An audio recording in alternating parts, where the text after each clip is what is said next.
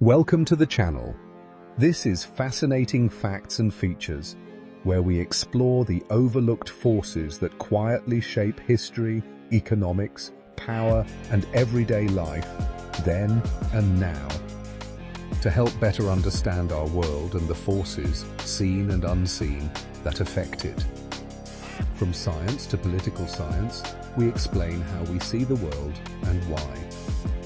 Today, we come to you to better understand how corporate money came to dominate modern American politics, so we need to start at the beginning.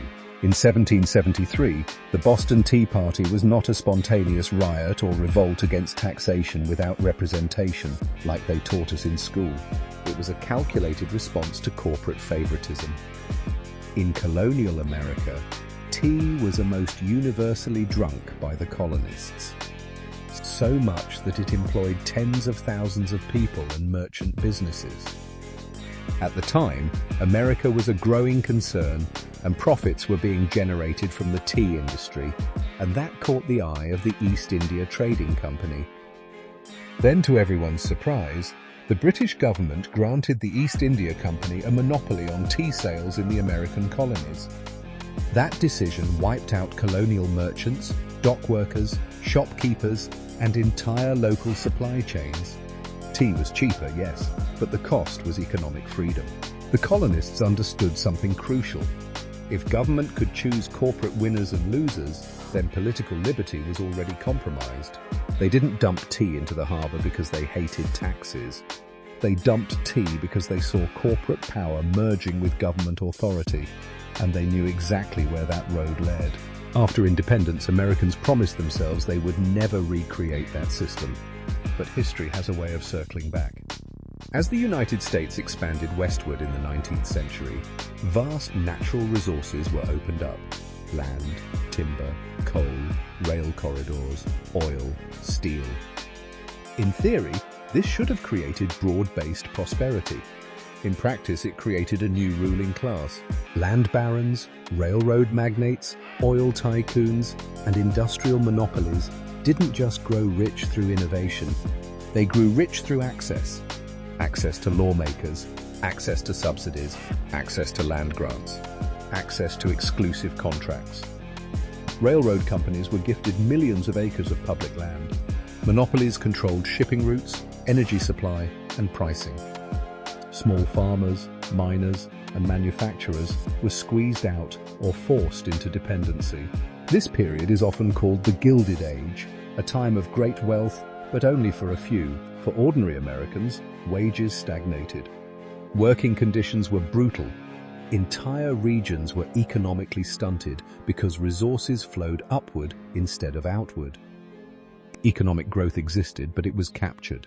The federal government, rather than acting as a referee, often acted as a partner. Politicians were rewarded with campaign funds, favors, and future jobs. The system was legal, it was polished, and it was deeply corrosive. By the turn of the 20th century, America was at a breaking point. That's when something rare happened. A president decided to confront corporate power instead of courting it. Theodore Roosevelt did not oppose capitalism. He opposed concentrated power. He believed that unchecked monopolies distorted markets, crushed competition, and corrupted democracy itself. Under his leadership, the federal government broke up massive monopolies. Railroads were regulated. Trusts were dismantled. Antitrust laws were enforced with teeth, not symbolism. Roosevelt understood a fundamental truth. When economic power becomes political power, democracy becomes decorative. The reforms of that era weren't perfect, but they worked. Competition returned. Small businesses had room to breathe. Wages rose. The middle class expanded so much it became the largest economic engine the world had ever seen. For a time, America chose balance. But corporate power never disappears. It waits. Over the next century, those constraints were slowly dismantled, not through dramatic reversals, but through quiet erosion. Regulations were weakened. Enforcement budgets were cut. Lobbying expanded. Political campaigns became more expensive. Dependence on wealthy donors increased. Corporate influence didn't storm the gates. It purchased the keys. By the late 20th century, money had become inseparable from political survival. Running for office required fundraising. Fundraising required access. Access required alignment with powerful interests. Then came a turning point that fundamentally changed the rules. The Supreme Court's Citizens United decision held that corporations and wealthy individuals could spend unlimited money on political messaging as long as it was technically independent of campaigns.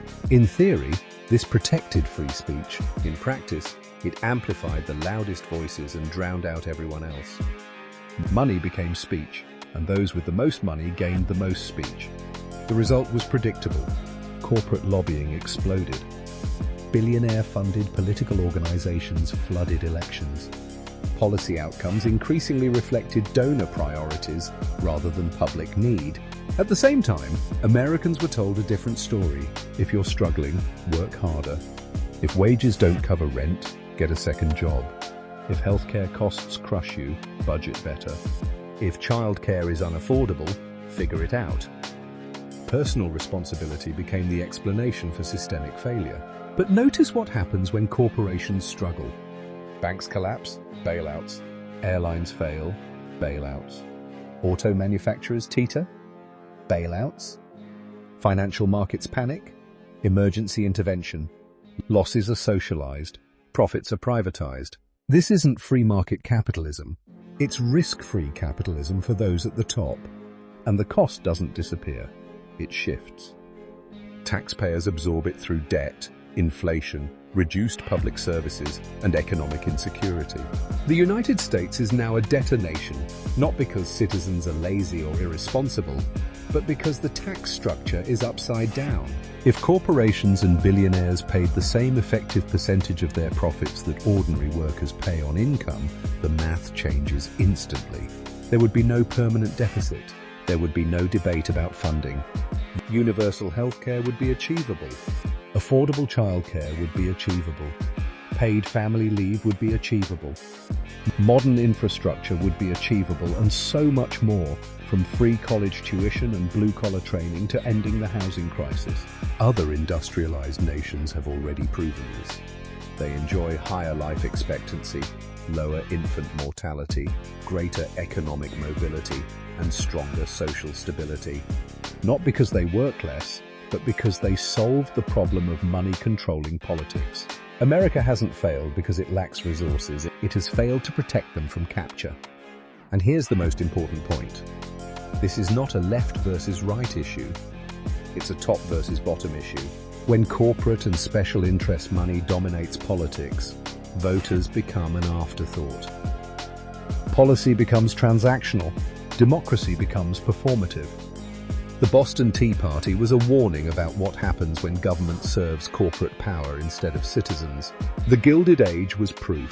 Theodore Roosevelt showed it could be corrected. Citizens United reopened the door. History doesn't repeat exactly, but it rhymes. And the question Americans must answer now is the same one they faced in 1773. Who is the economy for?